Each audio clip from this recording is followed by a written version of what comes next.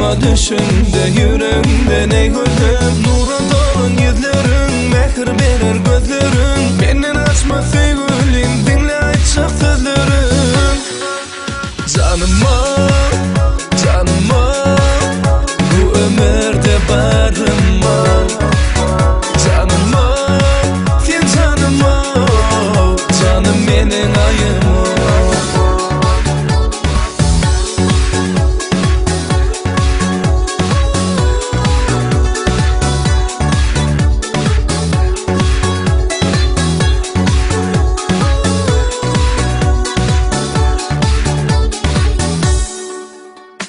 Yüreğimdeki sevgini sana duydurup bilsem, dinle açık sözlerimi bir vefakit olmasa. Atlarımda canım seni gece gündüz okuyor. Sen yanımdasın inni, sensiz bana balık yok.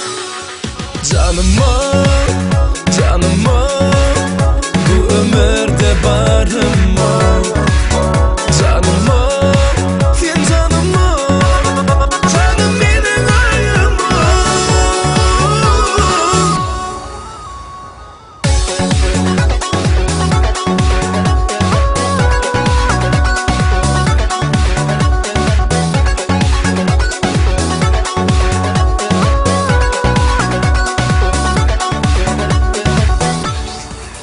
Canıma, bu ömürde barınma. Canıma, canım benim ayıma.